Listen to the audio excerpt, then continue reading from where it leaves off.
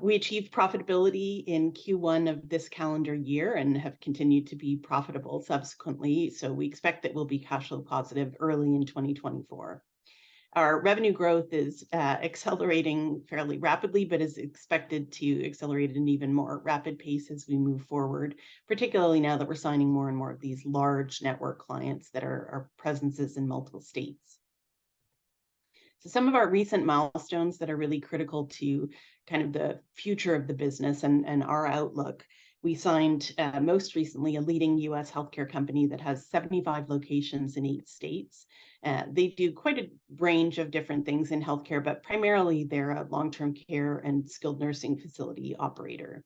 And they've been recognized by both Newsweek and US News and World Report in 2022 for having some of the top facilities in the United States. So those US News and World Report and Newsweek reports are intended specifically to help loved ones and care providers decide where that patients will receive care. So they're very meaningful reports and really speak to the credibility and the notability of this, or notoriety of this client in the US.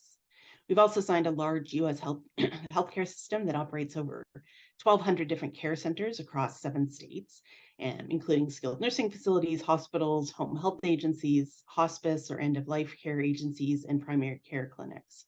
And their healthcare system has more than 10 million patient encounters a year. So very large system, very well known in the States. And we have a large US health plan that we signed this year as well that operates accountable care organizations. So those are large physician networks, essentially. So basically a giant family practice. It's not necessarily all physically located in one place, but they share a back office for the purposes of Medicare and Medicaid billing and all kinds of logistics around Medicare and Medicaid submissions. So they have over 3,000 doctors and over 1 million patients. And they primarily, because they are an accountable care organization focused on value-based care, they have a very high percentage of chronic patients. So we expect to get several 100,000 patients from that client over the next few years. That client is a subsidiary of one of the US's largest providers of hospital and healthcare services, and they're a Fortune 500 company. So really a blue chip client for us. We've also signed a large inpatient facility network that operates over 250 skilled nursing facilities, and we've already started working with 180 of those facilities. And we've moved into Mexico with our first contract there. And that's kind of a logical extension of our business because we do quite a bit with patients and clinicians on the in the southern states and on the Texas-Mexico border. We have a very large population of Spanish-speaking, native Spanish-speaking care managers and salespeople. So we are able easily to move into Mexico. And so we're working there with a group that works with the Universidad Autónoma de San Luis Potosí Medical School, which is one of the top medical schools in Mexico. So we have access to a lot of patients who are private pay patients. And so they are not necessarily leveraging the government-funded healthcare in Mexico, but have the means to access their own private care. And they would like this kind of preventative service that really helps them avoid hospitalizations, particularly in Mexico. So over the last year, the company has successfully, I'm missing a word there, kind of graduated to the larger healthcare network clients. So that's been a key area of growth for us. I think it's going to be a huge value driver for the company going forward. And in many ways, that growth has happened a lot faster than we were expecting. The traction with these large network clients has been amazing, and they're expected to add over 500,000 patients to our platform over the next 3 to 5 years. That's dictated by the client. They have their own phased rollout plans. We just accommodate them. We're certainly capable of scaling faster than the clients typically do, but ultimately these are going to be really big clients for us. And I think the fact that we're able to attract these very large clients, even as a relatively small Canadian company, really speaks to our unique value proposition and to the first to market advantage we have in this space and how well we're capitalizing on that. We are definitely viewed as the gold standard in the virtual care for preventative purposes market in the US. So just a little bit of context for anyone who's not familiar with the company. So we're focused on chronic disease patients. So those are patients who have things like high blood pressure, diabetes, kidney disease, chronic obstructive pulmonary disease. These are the super users of the healthcare system. So there's over 57 million Medicare and Medicaid patients who have chronic diseases that allow them to qualify for our programs. And US healthcare costs are 4.4 trillion last year. So that's about 17% of US GDP. So just a massive chunk of US GDP. And that's really driven by these super users. And that's because these chronic disease patients, who account for roughly 80% of all healthcare spending, spend a lot of time in hospital. So on a day-to-day basis, you have these elderly patients who have multiple comorbidities who are responsible for managing their own chronic conditions in the home. We know that less than 50% of them take their medications as prescribed, and so they tend to end up in the hospital, and in particular in the intensive care unit, on a fairly regular basis. So our platform's entire purpose is to help these patients learn to better manage their own care in the home and to provide the safety net of these automated alerts to their clinicians so that when there's an issue, it can be identified very early before the patient develops a complication that will need in-hospital treatment. And this is really well aligned with Medicare and Medicaid's strategy, which is to move from a fee-for-service type of payment model, excuse me, to a health outcome-driven model where it's value-based care and clinicians really receive their compensation based on their patients having better health outcomes. So our technology platform, I won't sort of get into that in great detail, but we have modules that support all 23 different virtual care billing codes that Medicare and Medicaid have introduced since 2018. And so we are able to support our clinicians in delivering a really broad range of virtual care services, from the typical remote patient monitoring, checking a patient's blood sugar or lung function or weight or blood pressure and while they're at home, to things like telemedicine wound care, so monitoring and the progression of hopefully healing in wounds, transitional care management, so post-discharge care for the first 30 days for patients coming out of hospital or skilled nursing, and behavioral health integration, which is really care coordination for patients with either mental health or addiction issues. And that's become something that's really highly in demand in the US over the last few years. So the benefits of the platform: for the patients, we give them better health outcomes, better quality of life, and that's something that not only impacts the patient, but also their family members and loved ones, not having to take grandma to the hospital so often, not having to take so much responsibility for grandma and grandpa's care. And that really, we take that over from the family. We reduce hospitalizations by more than 80%. So we've had a dramatic impact on the hospitalization rate in the patient populations that are on our platform. And that's something that we consistently hear from clinicians and healthcare administrators is really unheard of. And that's really never been done before.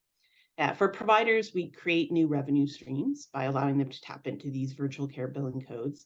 And we also help them avoid financial penalties, because Medicare and Medicaid assess financial penalties to hospitals, skilled nursing facilities, accountable care organizations, if patients are hospitalized at a rate that's above the national average for a Medicare and Medicaid patient. So for an example, 96% of the clients that we've worked with in Florida have incurred these readmission hospitalization penalties before they started working with us. And now with their hospital admission rates, they no longer are being assessed these penalties. So they can be very significant. They can be 3% of the total revenue for the subsequent year. So it's actually, if your revenue is growing, it's even more of a penalty than just having to pay back for the year where you had the high admissions. It's a really significant cost savings for these clients.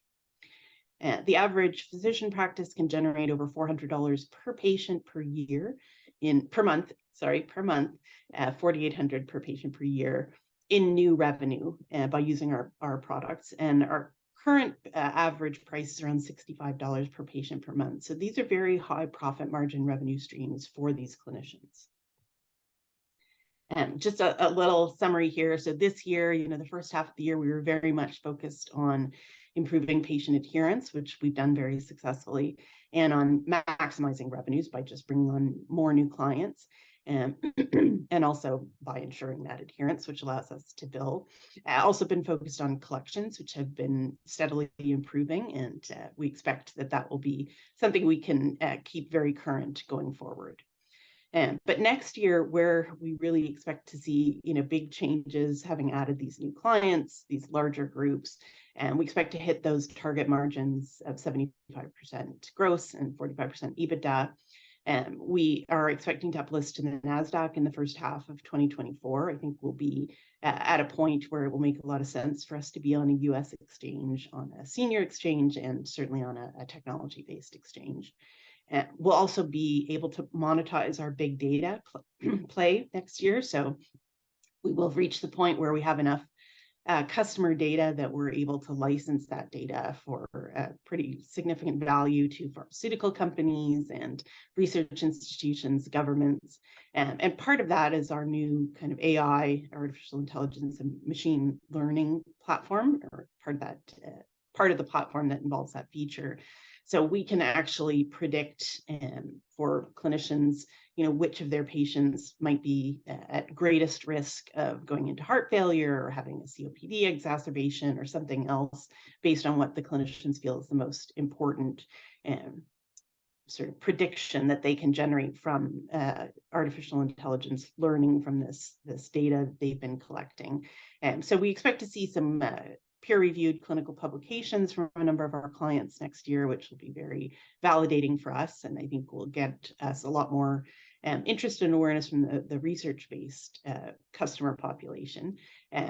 But certainly the AI and the machine learning are very powerful in terms of expanding the platform's capability to predict and to allow clients to really triage patients and say, this is the patient population that needs the most attention, and save money by allocating resources appropriately. So last slide, and then we can jump into any questions. Our platform becomes more and more relevant every year. In part, that's because the population is aging and growing in all of the world, but certainly developed nations. And we're seeing an increase in the percentage of chronic disease patient populations. So it's not just the number of chronic disease patients that are increasing, but because we have more sedentary lives, more people work in technology than in sort of manual jobs, and we are seeing a greater percentage of the population having chronic diseases, particularly high blood pressure and diabetes, which then tend to increase the risk for that patient of congestive heart failure, kidney disease, and so on. And so that number is not going down, and it's going to make it very, very difficult for payers like Medicare and Medicaid to continue to support the existing model of care, which is where this new preventative virtual care model comes in. As I mentioned, CMS introduced financial penalties for patients being hospitalized when that could have been prevented by using a platform like ours. And they've also introduced these incentives where they've increased the scope of these programs. So going from one billing code in 2018 when we started to now having 23 different billing codes around preventative virtual care. So they've expanded the scope of the programs, included a lot more chronic conditions so that we're able to access a much larger patient pool, but they've also increased the size of the reimbursement. So initially, the most you could get was about $59 per patient per month as a clinician, and now you can get well over $400 per patient per month. So it's a very lucrative line of business for clinicians, but it also is a huge cost savings for the healthcare system, as well as being obviously beneficial to the patients in terms of health outcomes.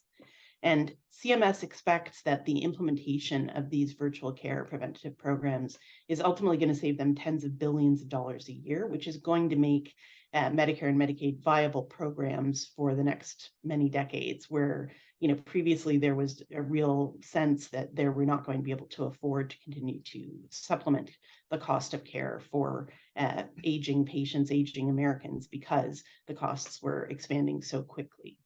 So it's a very high value platform across a number of different metrics, both for payers, for clinicians, and for patients, and obviously also hopefully for our shareholders as we move forward. So I'll stop there, and thank you all very much for listening, and happy to take any questions. Hi, Lisa. Thank you so much. We actually have quite a few questions. So okay. let me I'm going to turn this around. I hope Maybe you won't see because of my background. I apologize. So let me just ask the questions for everyone. So let's start at back. Oh, there you are.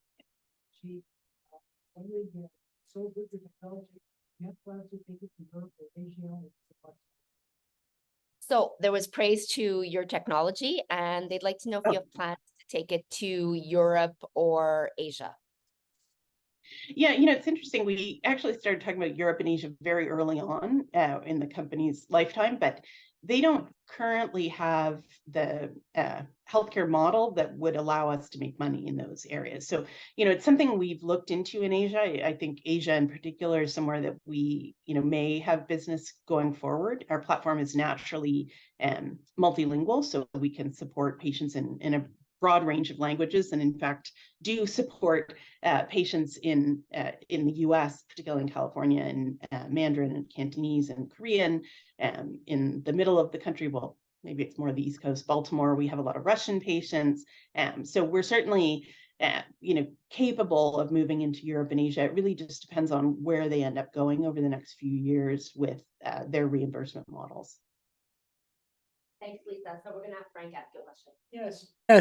Who are the healthiest people, like Canadians or Americans? I never figured that out. I mean, That's only part of it. Certainly the smartest and most attractive are Canadian. The US definitely has a bigger issue with chronic disease than we do. That's not to say that we don't have issues with chronic disease. It's very significant in Canada. We still spend roughly 80% of our healthcare dollars on the chronic disease patient population, but because of a combination of genetics and poor healthcare that's available for lower income individuals in the States, they do have a more significant problem around chronic disease.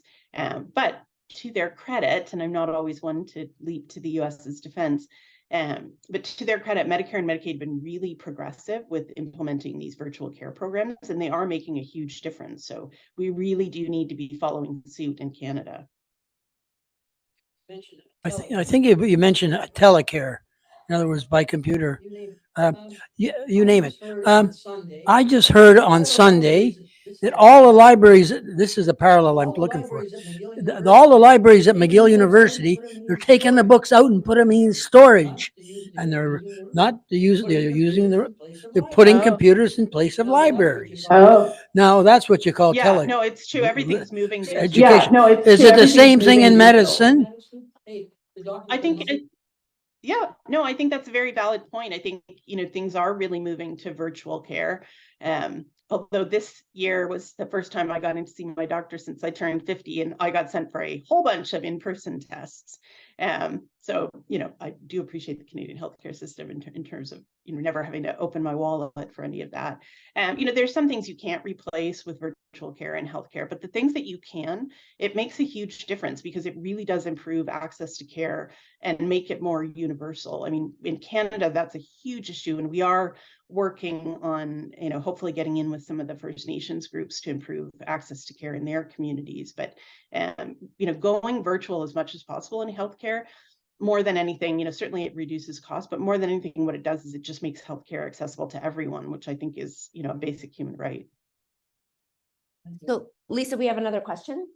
Okay. Thank you. Thank you so much, Lisa, for the presentation. Can you hear me okay? Can you hear her? No, Not that's hearing not coming through the mic. Sorry. Not hearing myself. Should I just yell? Yeah. Oh, now I Okay. can hear you. Okay. Now I can hear you. So it's a multi-pronged question. Lisa, thanks for the presentation. Number one is, my father, before he passed away, he was even having a hard time figuring out how to use his iPhone. He sent it back for a flip phone. And so how will you onboard folks who are in their golden years to be utilizing the platform? Second, what type of exclusive deals do you have with the insurance companies? Because I'm not sure what your IP strategy is here, but it doesn't sound like you have much of a competitive moat. So someone could come up. So who are your competitors? Third, what is your AI strategy? Because if you don't utilize AI and these days, you're gonna get left behind. And then fourth, when you're talking about your data, what have you done historically to ensure that you're meeting the data privacy guidelines, in Canada, in US, and obviously most stringently in Europe? All of those. I may forget some of those. So, Sophie, I'm hoping you have kept track. But the first one, I grew up in a chronic disease hospital. My mother's a neurologist, and she was the head of the stroke unit at the Reid Hospital in Toronto. So I grew up around, the rest of the hospital was not stroke. It was, patients who'd had amputations due to diabetes and patients who just needed chronic care. So I'm very familiar between that and my experience with my Nana, my mother's mother, when she was aging. We got her an iPad, and she, either would forget where it was or forget to charge it or forget how to use it or have 75 different apps open at the same time. So, when we designed this platform, I said to the tech team, we cannot expect these elderly patients to use phones or computers or anything complex. So what we do is in the home, powered by really complex cutting edge software, what the patient has is a blood pressure cuff or maybe a pulse oximeter or a spirometer they blow into, or a glucose meter. And those are enabled, cellular enabled, so they don't have to have Wi-Fi in their home. They do not have to pair anything by Bluetooth. They don't have to use a phone or a computer interface. All they have to do is the devices will periodically tell them it's time to come over and slip me on, and then it will automatically inflate, collect their blood pressure and push that data to our server. Or it'll say, come weigh yourself. They'll go over and stand on it. We try to make it as low tech as possible for the patients, because if you're relying on them, even just to maintain their own Wi-Fi network, to reboot your router periodically. If you've got patients using a tablet or a smartphone and that's their primary interaction with the devices, then they're going to have to use Bluetooth, and that's an inherently unstable protocol. So they're going to have to pair repeatedly in order to maintain that connection. So we just eliminated all of that.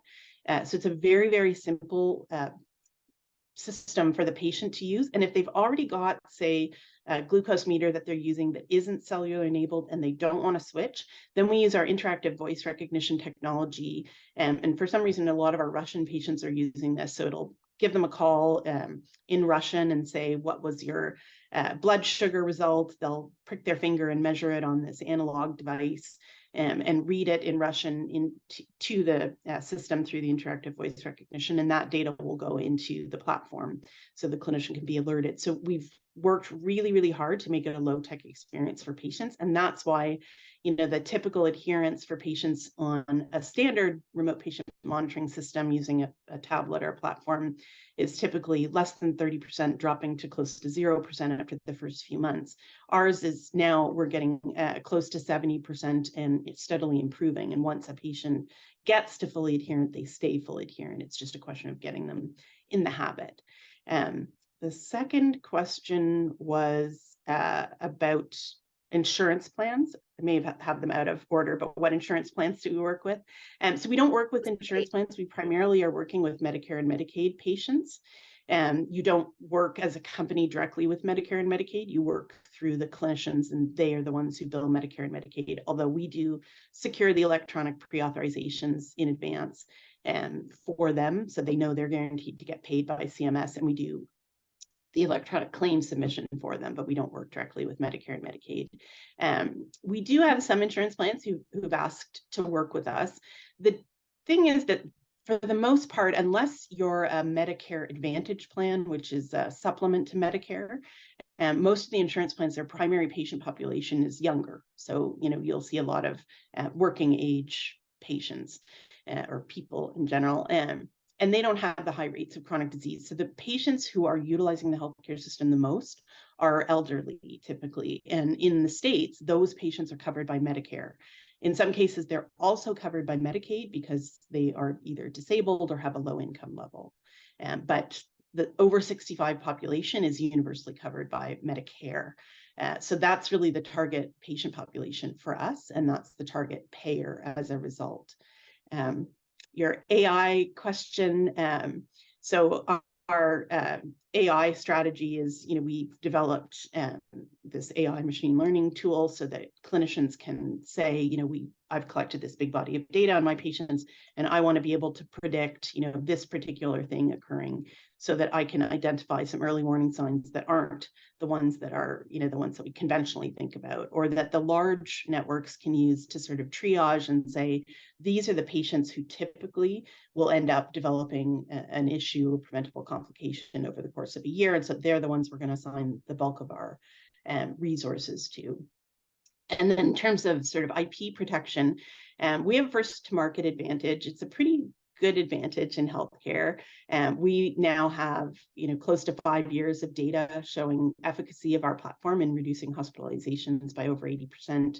We have close to 5 years of data showing that we successfully collect Medicare and Medicaid reimbursement for our clients, or they collect it based on the claims we submit for them. And so our moat is really that any new entrant into the space would need to get a couple of years of data before they'd have much credibility in the space. And we're the first mover because we started in 2018 working with patients, and there was a lot of kind of confusion around that first billing code with Medicare and Medicaid, and a lot of providers and companies like ours got burned in that confusion. But starting in 2019, Medicare kind of got its act together, and we were one of the few companies that kind of stuck it out through that very trying period.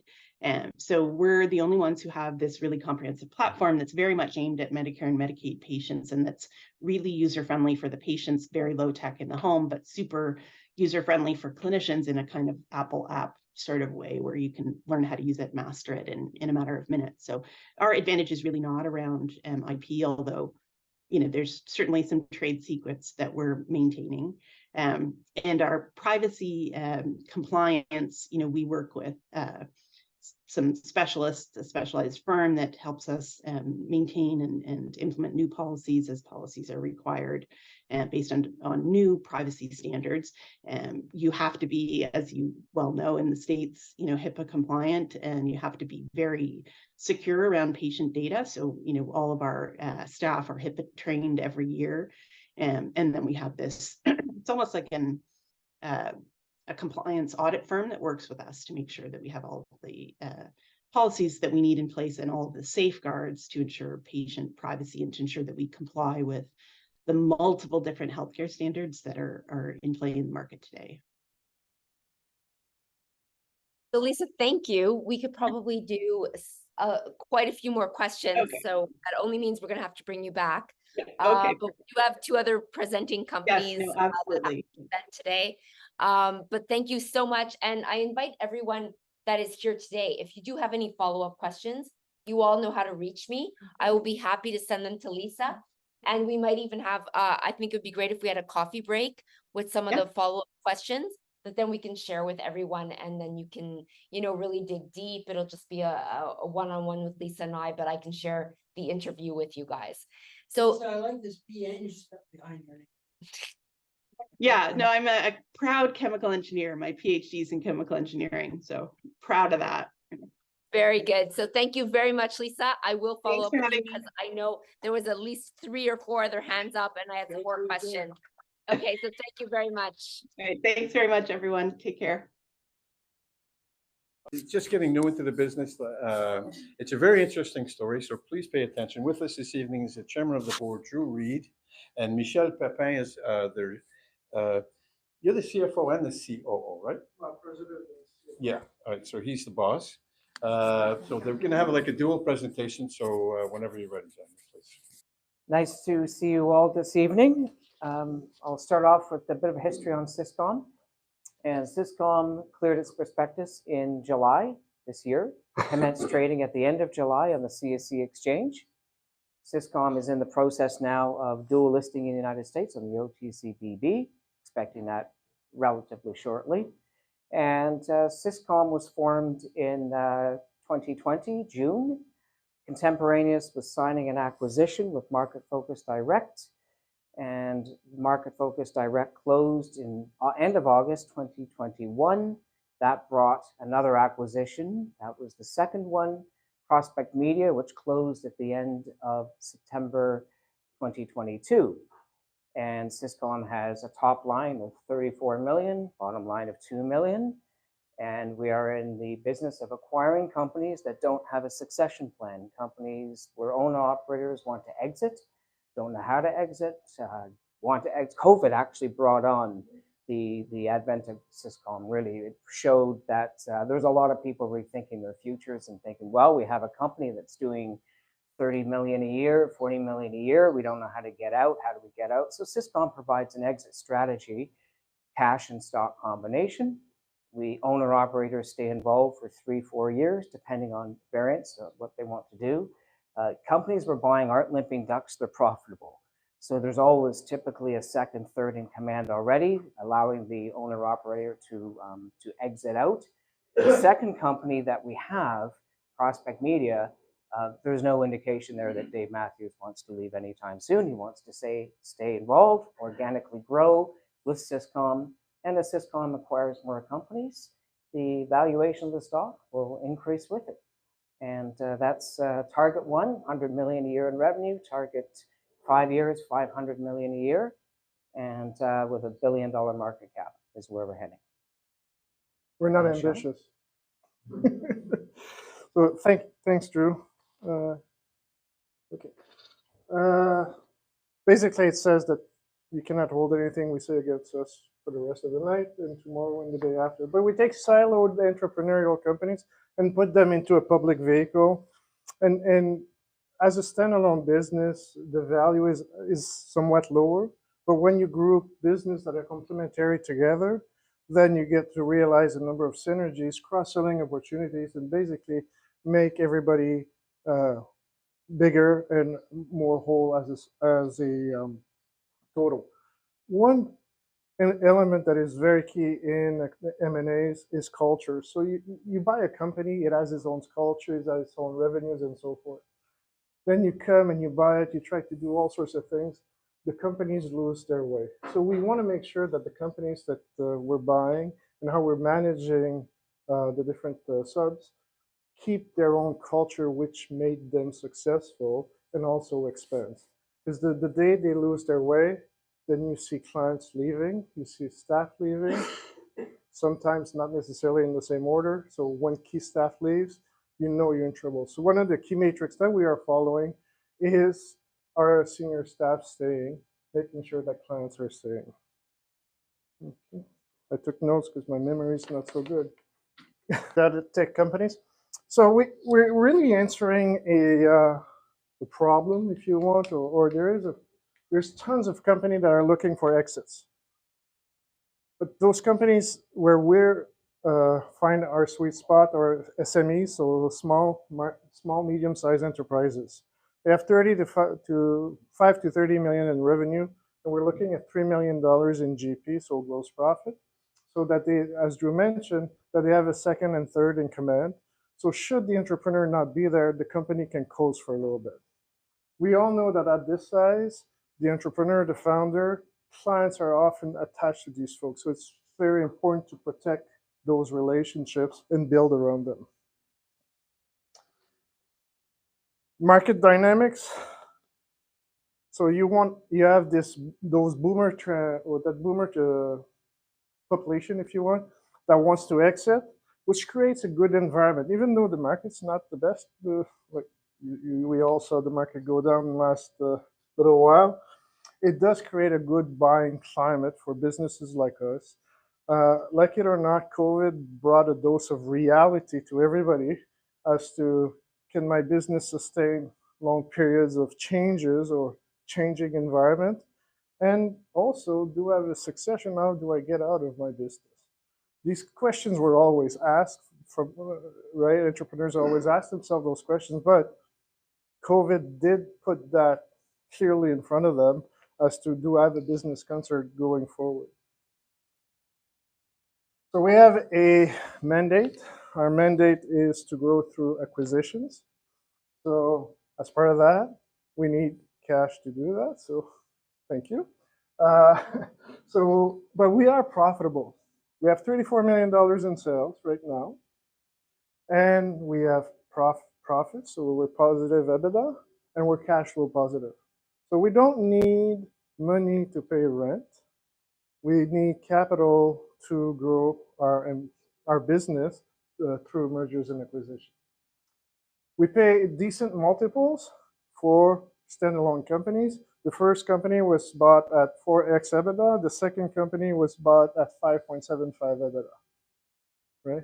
Often in the market, you see 8 to 10, right? So So these are good multiples. We buy companies that have growth trajectories. We don't want to buy stagnant companies, or if they're stagnant, we need to know why they are, right? Because a company that has reached its plateau and it's going to go down, it's not part of our model, our investment criteria. Also, we do a lot of analysis as far as the expenses and potential synergies. So of the two companies that we put together last year, or we bought end of last year, in Q1, Q2, we put $625,000 of cost savings through the business. We rationalize rent, G&A, we rationalize spend on licenses and data because both companies were spending, and we also rationalize staff a little bit. And we do have a sound pipeline in the business. So we talked about a little bit about that. So the business is about cash and shares. So when we buy, the entrepreneur wants to exit with a certain amount of cash. It's secure. When we were private until the end of June this year, our paper, our shares were worth basically whatever private company is owned, right? So it was hard to put a big amount of shares out there to buy somebody. Today, as a public company, we can put more shares there and reduce the cash a little bit. But there's always an element of cash for the exiting entrepreneur until our stock gets into what I will say the $5 to $10 range and it is stable. As a new company, there's still doubters out there as to the amount of stock they will take on the transaction. Okay, these are the initial two acquisitions. We talked about it. These were cash flow deals. So we're buying companies in the ad tech, martech space that use big data. So these are the first two acquisitions. So cash flow deals mean that there's not a large asset support behind them. Okay, so our first bank that helped us finance the deal, because we had our own cash, we issued some shares, but we also had the bank coming in, was BMO, so Schedule 1 bank. Second bank that came in for the second deal was HSBC, and they actually took the BMO facility under their wing also, and we were able to close that deal. So what we do right now, so we're a one-stop shop for our clients. We'll talk about our clients, but they're large brand names that you know. And what we do is we use big data for planned media campaigns, so marketing, advertising, using big data. And I'll talk about AI a little bit further. Not a ton, because I'm not an expert, but we'll talk about it. Okay. Goes in. Oh, no, jump to. Right, so we talked about a solid revenue base. We talked about the EBITDA. We have 1,750 shareholders right now. When we went public, we had 1,000 shareholders. In 3 months, we gained 750 shareholders. So the stock is heavily traded right now. Okay.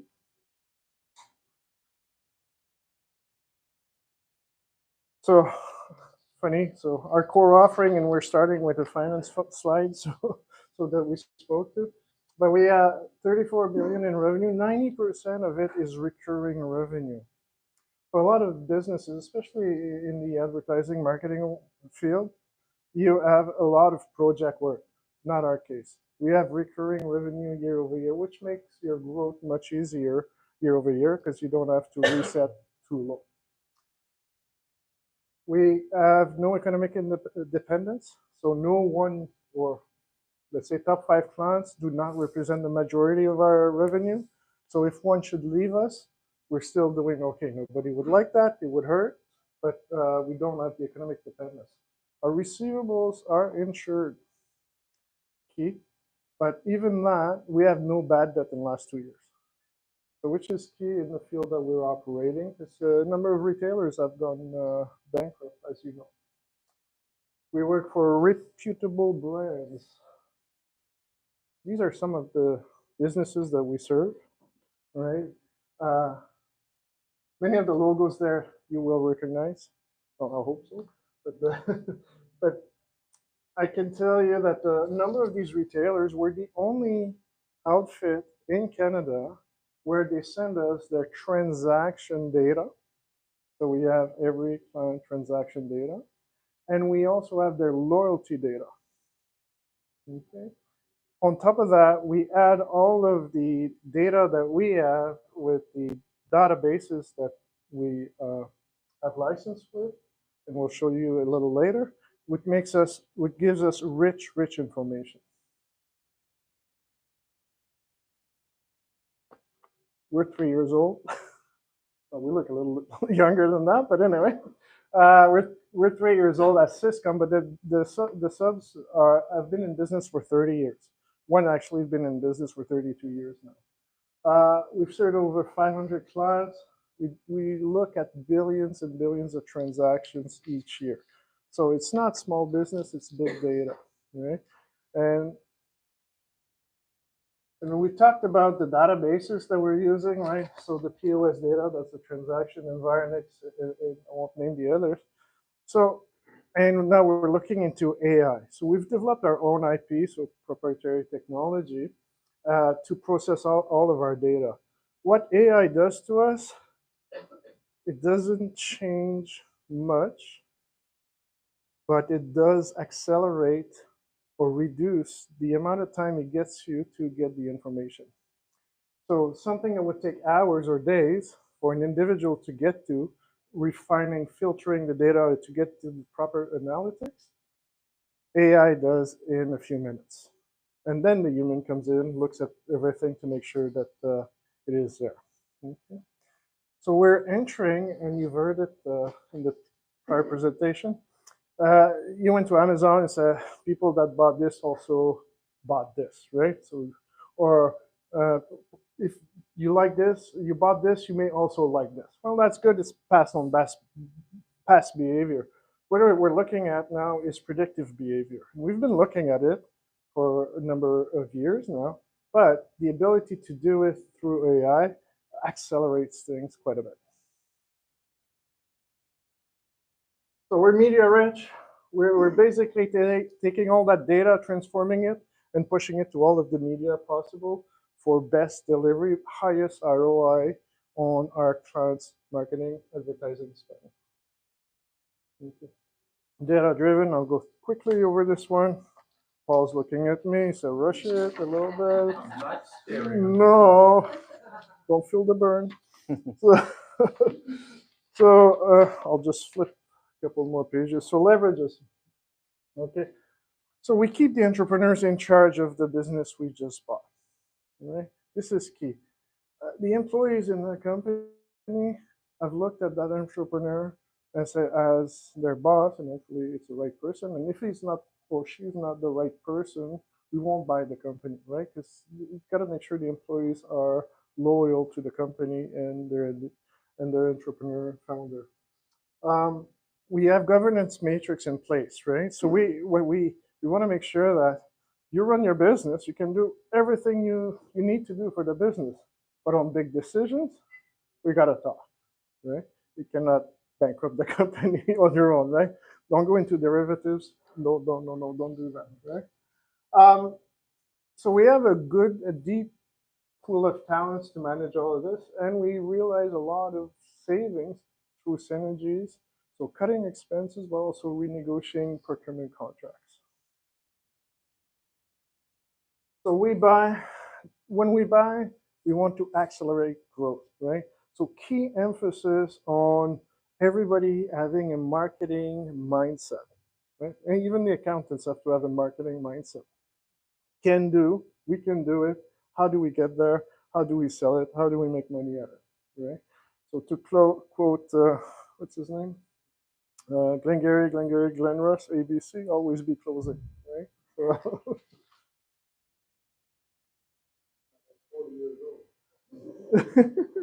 Never changes. wasn't born yesterday. If you've not noticed, but anyway. So the other thing is, you go into companies, now that we're going to do this transaction, we have all sorts of plans to do this, and that. Oh, that's really nice. But if it was your money, would you do it? No, there's a reason you didn't do it when you were the entrepreneur. It's because you didn't want to support the cost. So is it investment that's going to grow revenue, or is it just expenses that are not going to be revenue accretive, right?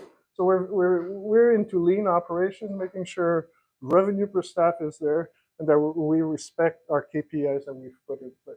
So the entrepreneur keeps on managing, but in a bit of a tighter environment. We also have basically what I call good housekeeping or hygiene when it comes to financing and making sure we reduce taxes, we minimize capex, and we manage our balance sheet in the right fashion. So currently, our capitalization is $12 to $15 million. We move day in and day out, which is 0.35x to 0.44x, right? Which is the enterprise value, EV, enterprise value over revenue multiple. If you look on the right side, it says the median EV multiple for ad tech companies, that's us, falling to 1.9 in Q4 22. In Q4 21, it was 6.9. So it went from 6.9 to 1.9. But now they're saying, which is just over half pre-pandemic level. So pre-pandemic, it was 1.9 times 2, 3.8. So you can see that at 0.4, I'll say that where we are, at 3.8, we're at 10% of where we should be from an EV point of view. So we have $34 million times 2, 65, let's say 65, 68 million bucks. We're at 12 million, 15 million. So we're at a discount right now. We don't like where we are from the stock price point of view, but there's a lot of upside attached to our business at this point in time. Thank you very much. I rushed through it, but hopefully that's good. By the way, the symbol is CISC on the CSE. So for anybody looking at it. I'm just gonna see a gentleman come in a little bit If you and, see, you can get- yeah, Yep. and, feel free to ask the questions. I'm just, if you don't mind repeating them. So we get them. Do you have any business method patents? Licensing agreement? We don't have, to both questions, no. We do have proprietary software and IP, but from a business point of view, I don't say what we're doing is patentable because there's other folks doing it. We have our niche where we do it, and we try to do it better than the others. Oh, I'm afraid. 3 questions. More questions. One. Two-part. So I just want a little bit more clarity on the type of companies that you're acquiring versus that logos on it, which presumably you're not acquiring those companies. Yeah. And then the second is, there's a point in time where yes, the big entrepreneurs are getting ready to sell out. Up and coming are tech entrepreneurs. They're already getting M&A transactions.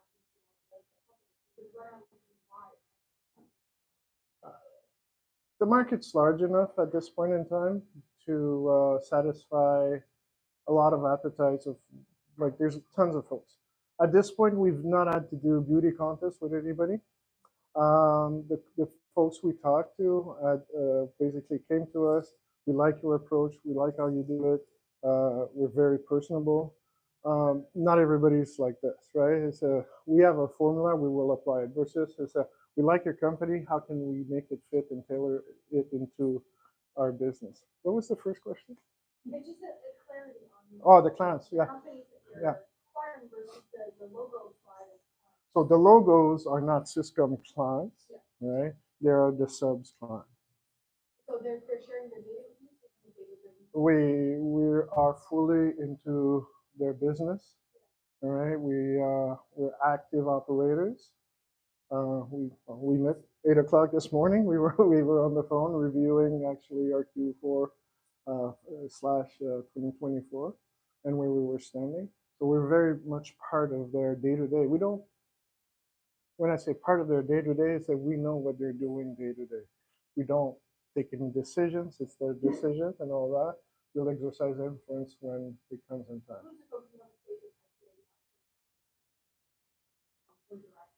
Yeah. We again, these are clients of PMG or Prospect Media and ENEV, which is market focus. Keeping in mind that Ciscom, as an acquisition company, has acquired two ad tech, martech companies currently. We're not going to stay necessarily in that space. We are now, but as an acquisition company, we'll broaden horizons and acquire different ranges of companies. One last question. The slide that you showed, it showed many different big companies, McKesson, Sobeys. These companies are not interested in exiting out. What do they have to do with you? Good question. They are clients of the companies that we own, right? So right now, the companies that we own do ad tech, martech. They do campaigns for these clients, right? So, but they're clients part of Ciscom, while Ciscom itself does not own the relationship directly with these clients. Prospect Media and Market Focus do. Thank you. Thank you very much. Gentlemen. Well, just a quick one, if we're allowed, all right? Because I just realized I missed one line. So we have a good pipeline of acquisitions going. We're in 3 active discussions right now. 2 of the companies we're talking to are in the AI SaaS model, so SaaS software as service model business. Both of them are about in the $10 million range, highly profitable. So we're looking forward to the next few weeks, months. And we will keep you posted on what's going on. Both you and Michel are going to be here after, so we can. All right. The last company we have tonight is called ENEV. Is that right? Yep, you got it right. You ENEV. got it right. It's ENEV on the Venture. venture exchange. With us this evening is Mike White from IBK Capital and Mr. John O'Donnell, who is the chairman of the company. So it's going to be a joint presentation. Again. And we have Steve Balch who will be on Zoom. Thank you, everyone. I'm John O'Donnell. I'm John O'Donnell, and I'm the chairman and interim CEO of ENEV 5. ENEV 5, if you wonder what the name is all about, that stands basically, it refers to the 5th industrial revolution, which we are entering into now, and which is reliant upon the critical minerals that we're involved with. Following ENEV 5's recent pivot from its prior operations, we're now a newly focused company looking at the critical minerals, particularly nickel, copper, and cobalt in the Quebec mining area. That is our primary focus.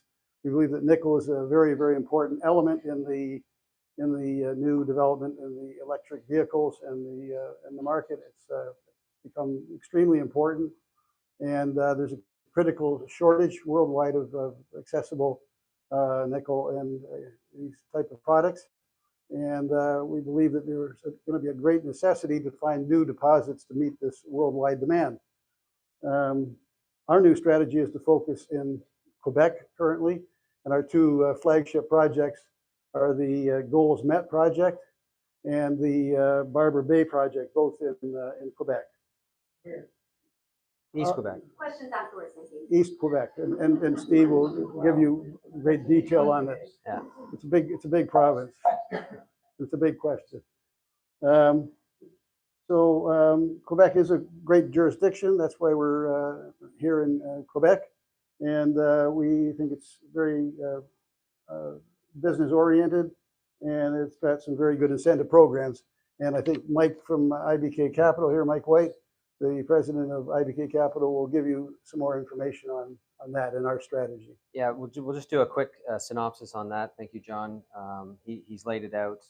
We're in these critical metals because of the electrification of the world that's going on right now. It's happening and it's real. And when you start looking at the numbers as to what that means for the metals that need to be produced in order to have that happen, it's quite amazing at the shortfall or the deficit in supply that is looming.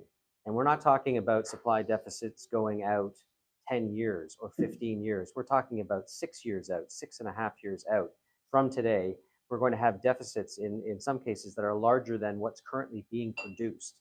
So to put a few numbers to it, we're looking at, as John said, nickel, and we're exploring for nickel and copper and cobalt.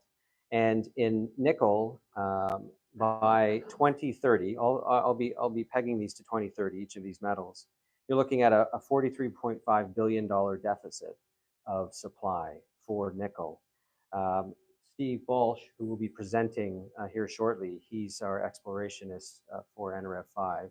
He's special advisor to the company. He is the co-founder and vice president of exploration for a company called Canada Nickel. Canada Nickel will be putting into production, or an acquirer of Canada Nickel, a nickel mine near Timmins, Ontario. And that will be in the top 5 in terms of size of production and resource in the world. We need, as a planet, 70 of those types of mines to go into production in order to meet this looming deficit, which is only 6.5 years out. So that's, I mean, we won't be able to do it, but it shows that there is going to be a ferocious appetite for these metals, and something has to give, and it'll likely give on the upside for these metal prices. So that's a nickel. The other one's cobalt. The deficit there in terms of dollars in 2030 is $40 billion shortfall.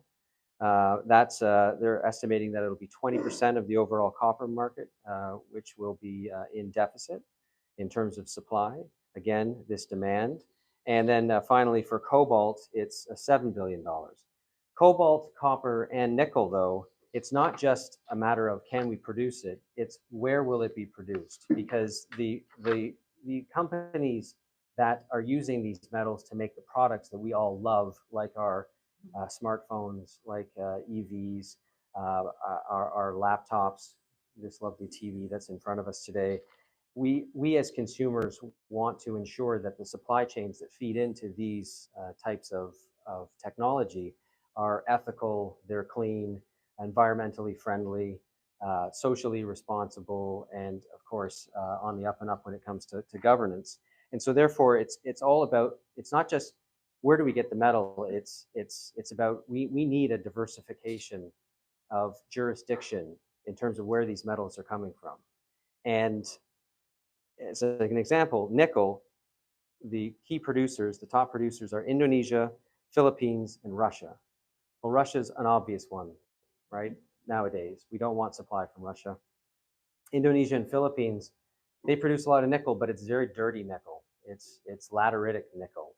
And that is a very high consumption of energy and produces a lot of pollution. So again, the end user would like to see us producing nickel elsewhere. And then for copper, the key producers, the top producers are Chile, China, and Congo. China is an obvious one. We're trying to diversify away from China. Congo, again, it has its difficulties in terms of the Western world trying to deal with and in the Congo. It's not to say that it can't be done in a way that is socially responsible, but again, there is this want for diversification of jurisdiction. And then finally, cobalt, as many of you probably know, it's 70% to 75% of the cobalt that's produced is in the Congo. And oddly enough, the number 2 producer is Russia. So again, there is this want for new jurisdictions to open up production.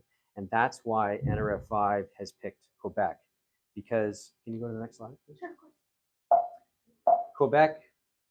Quebec has so much to offer the world when it comes to these metals. Quebec, when it comes to nickel, already has a major nickel camp called Raglan. There will be other areas of Quebec that show themselves to be major producers of nickel. These deposits just need to be found. We've listed here 1 through 5 reasons why you want to operate in Quebec.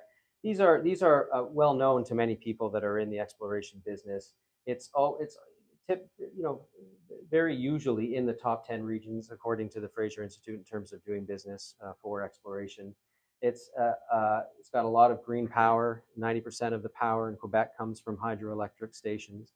That's a very clean power. And there are tax advantages and incentives to operate in Quebec. This is sort of what's well known.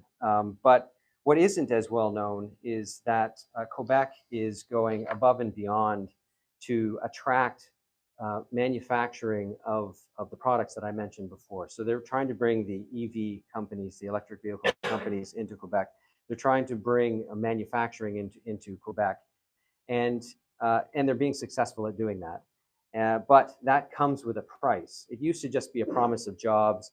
The company that's coming into your province would promise you jobs, and you'd promise them back tax incentives and other types of financial incentives to bring them into the province. But it's a little bit more than that, because as I mentioned, these companies want their supply chains to be transparent and local.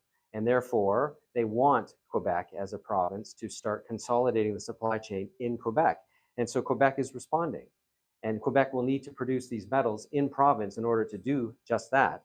And they've responded with minerals. It came out September 13th this month. Minerals for the Future. Very simple title. And it's quite incredible what they're doing.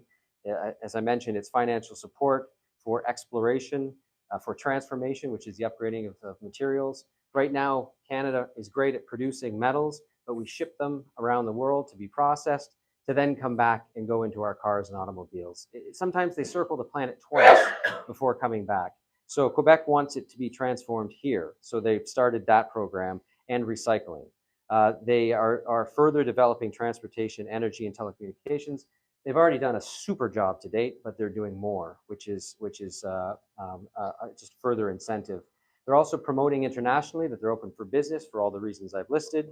But maybe more importantly, they're educating the population of Quebec to understand the importance of these strategic and critical metals, and the importance to everybody's daily lives. And that is important because you want the stakeholders, the population of Quebec, to embrace this program.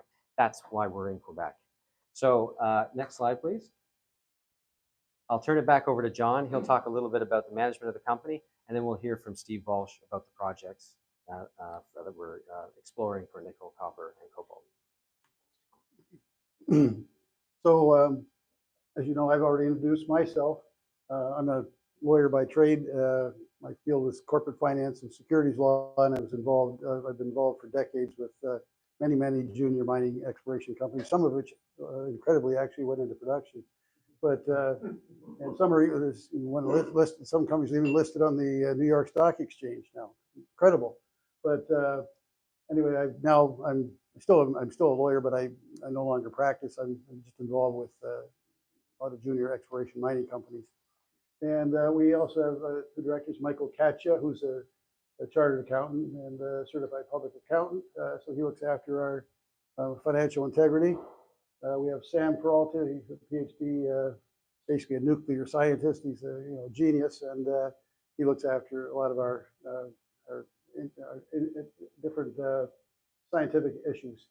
And our chief geologist, he's actually a mining engineer, Steve Balch, will be giving you a presentation on our projects from the field. He wasn't able to come directly because he's too busy doing the real work that we're involved with. And so we have a pretty good we have a pretty good management team, with a lot of experience, many years of experience, and we will be adding to that as we grow.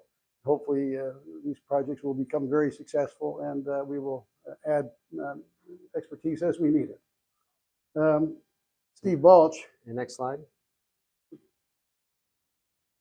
Steve Balch was we call him Mr. Nickel. And I think it's appropriate because of his superb background in mineral discoveries of nickel deposits. He started his career with Inco. He worked in Sudbury and subsequently Voisey's Bay.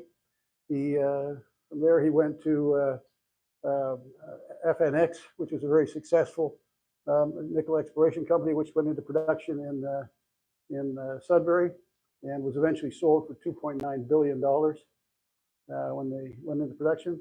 And he then went on to co-found Canada Nickel. We're following his career. We're hoping that he's going to lead us all into the next successful deposits. And I'll turn it over to him right now to let him talk about our projects. Excellent. Steve, can I ask you if you could start your camera, please? I'll try. I'm on a very poor internet connection, but I'll give it a go. Oh, there we go. We see Can you you. hear me okay? Yeah, and we can see you. Perfect. And Fantastic. So let me get right into the two properties. Could I have the next slide? Sure, of course. Oh, there we go. Can you see that?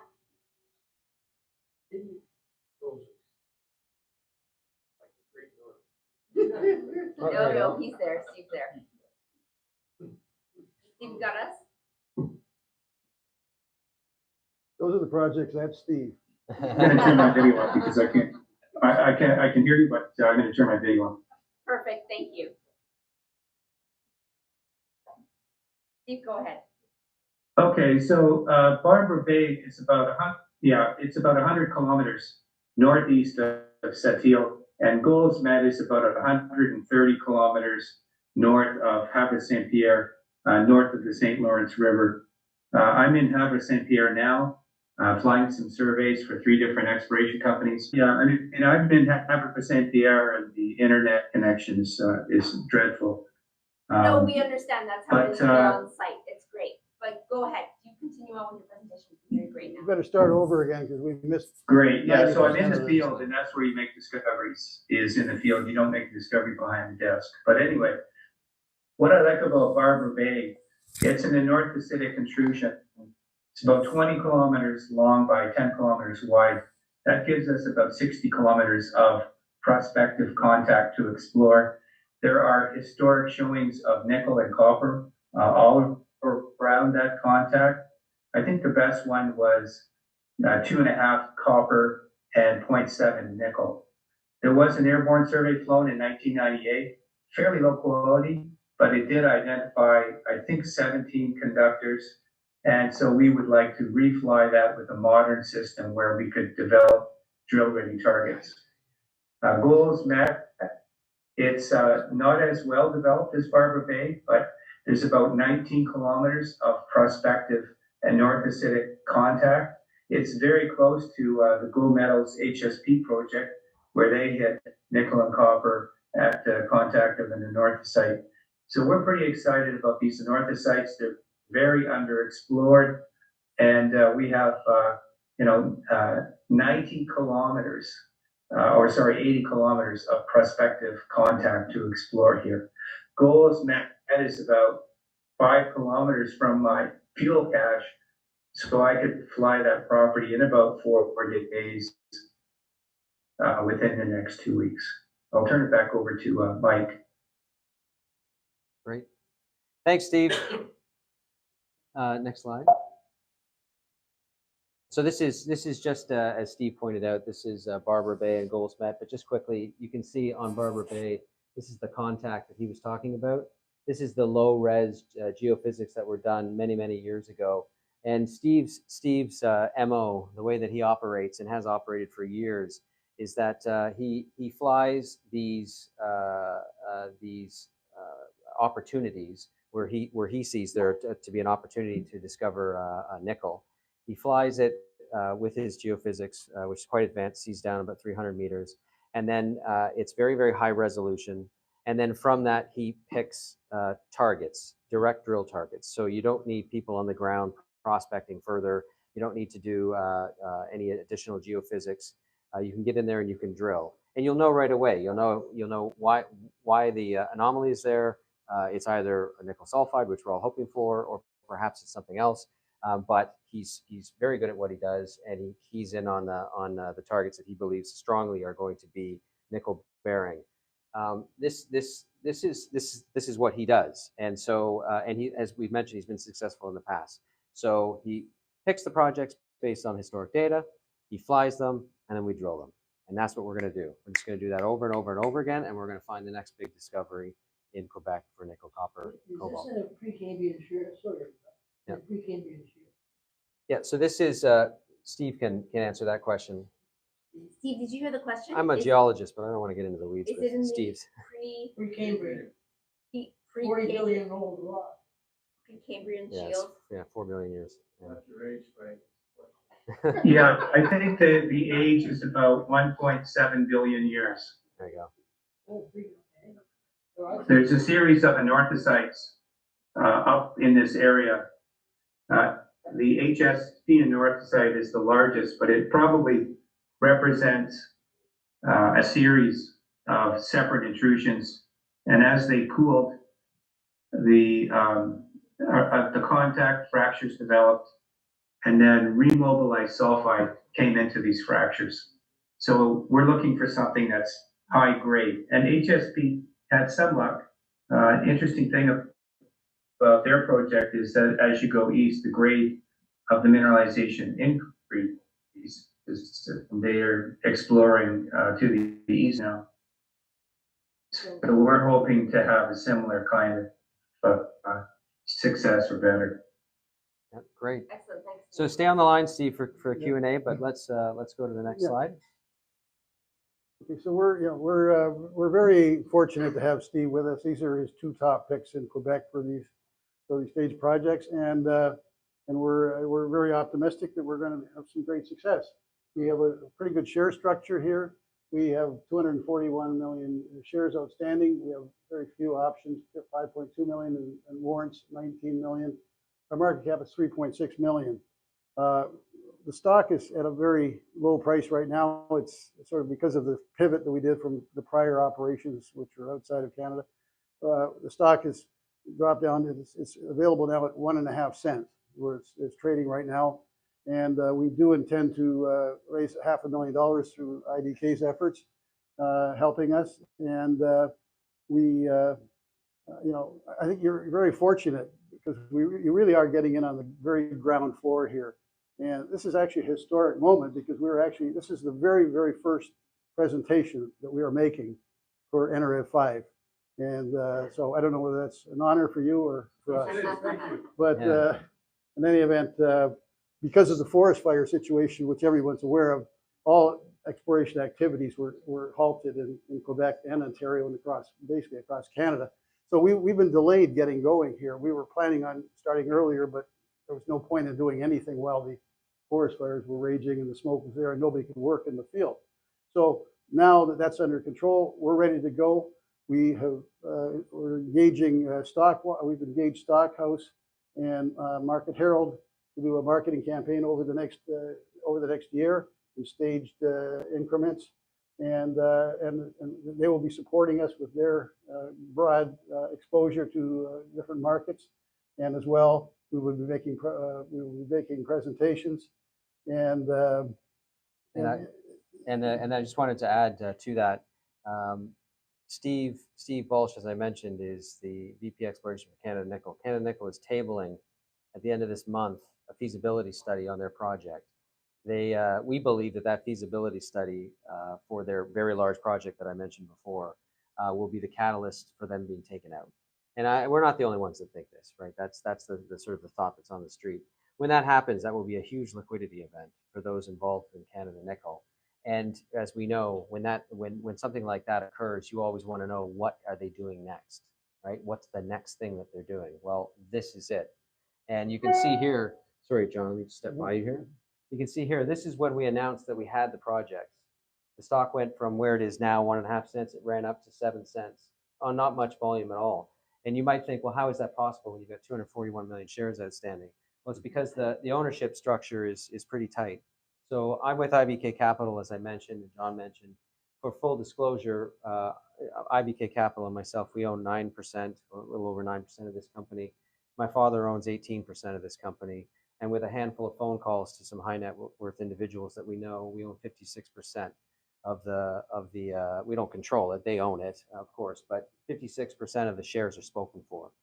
Management has 4%. If you look at some of the friends and family of management, you're probably up to 6%. And that leaves the float just under 40%. So it's for a company that's got 241 million shares outstanding, it's fairly well held. And these are people that believe in the strategy, they believe in the electrification of the world, and they believe in management. So we're looking forward to this. And I just wanted to underline what you said, that it really is our first presentation. So we're pretty happy to be here. What's the exercise price on the I'd have to get the blended price for you, but just over half of it's at a nickel, 5 cents. And yeah. I guess we're doing questions? Yeah, we can do questions now. Unless, yeah. So thank you, everyone. Right, yes, thank you very Yeah. much, both of you. So we'll take some, yes? These metals are so strategically important. How many millions of are you getting funding from the various So in terms of exploration, there are various programs and various funds that are available. For this exploration stage, we don't require hundreds of millions of dollars. We require $500,000. And as we go forward, tens of millions to hundreds of millions could be spent on this project, depending on what's discovered, right, on goals met in Barbara Bay. The government has funds available through funds like CISC. That invest directly into exploration programs. They also have tax incentive programs. So you've probably heard of flow-through shares, where you can buy, the expenses flow through to your CRA filing, and you get the money back from the government, both federal and provincial. It's also beneficial, though, to the company, because they have what's called charitable flow-through transactions, where a charity can buy flow-through and then on-sell it at a discounted price. So the charity still receives its money, it still gets a donation, but it's sold on at a discount, which allows companies to gross up what they're putting the stock out for. So let's say a stock's at $1. You could, in Quebec, we call the difference the delta. It's so large, the incentives are so strong that a company could put out stock at $1.80 and the end buyer is still buying it at $1. At one point, it was over $2 that you could go to, but that's come back a little bit. Sorry, are you eligible for super? Yes, these are CEE. So these are exploration credits. And also, this is eligible for the new federal program, which is the enhanced flow-through, which gives you even more tax credits with respect to critical minerals. It's called, I forget what the name of the program. It's the critical minerals, whatever flow-through program.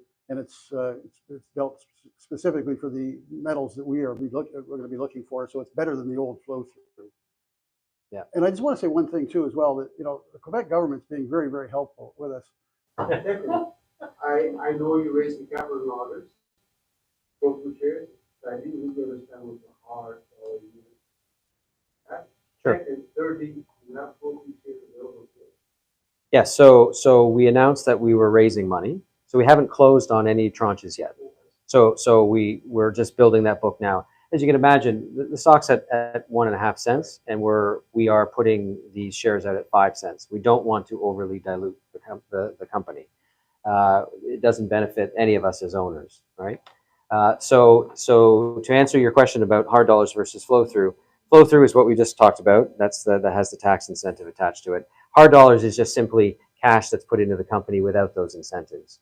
It's money that can be spent. It's money that can be. It's money that can be spent on working capital. Flow through dollars can only be spent on exploration. So hard dollars are money that can be spent on working capital. So things like rent and salaries and overhead. But how much for hard dollar units? Hard dollar units. Yeah. So a unit comes with a warrant, same as flow through. 5 cents plus a warrant. Yeah, so 5 cents. We call it 5, 5, and 5, right? So it's 5 cents a unit, which gives you one common share with a full warrant at 5 cents. That's exercisable for 5 years. So it's a very good unit, and you're getting that unit because it's at a premium to market. Just to clarify, it's 5 cents per unit, includes one warrant for 5 years. 5 cents, exercise for 5 years. 5, 5, and 5. 5, 5, 5. 5, 5, 5. Yes. A quick question. I mean, from 1.5 to 5 cents, I mean, judging from your graph, there can't be any stock in there. It's really thin. Yeah. No, it's really thin. If you do that, if you look at the depth, the market depth, just add up the shares times what the asks are in at. I think it's a grand total of $22,000 or so that buys you up to a nickel. So it's very, very thin. Now, that's not to say that stock doesn't come out, because stock does come out when they see bids coming in. But, you know, using this as a marker, you can't see it here because of this, but it's very low volume that caused it to run up to 7 cents. So, oh, it's very Trades low. by appointment only right now. It's probably 20, 30,000 shares a day, if that, right? Let me make one point. So my bar tab can knock it out. There you go. It's like buying a cup of coffee a day. Let me make one point. I'm a trader. I've been trading for over 50 years. The mining sector right now is basically at an all-time low. There's gifts out there. There's companies out there that they're going to do well. The market is being kind of ignored right now. It's a perfect example. Where can you get 5, 5, and 5? You know, like you've got 5 years to worry about it. So it's not a big investment. It's a good story. They've got some good people behind it. So it's not just because the market is not. I'll talk to you afterwards about that. We mark the flow through up. The flow through is not 5, 5, and 5. The hard dollars are 5, 5, and 5. There's a company called Royal Nickel. Yes. One of the biggest nickel discoveries in even the world. Dumont. Yeah, it's still there. It's still there, and it's still there, and it will. Well, so Steve could talk directly to that, I'm sure. But no, it's not in our neck of the woods. It's more along the lines of what Canada Nickel has in terms of the type of ore body that it is. Like I said, Steve could probably. And like it's closer to Timmins. It's about 200 kilometers east of Timmins, just inside the Quebec border. So we're in the east of Quebec, eastern part of Quebec. They're in the western part of Quebec. Where's all the core? I mean, you've got a lot of really stuff. Where do you keep it? Well, when we haven't begun drilling yet.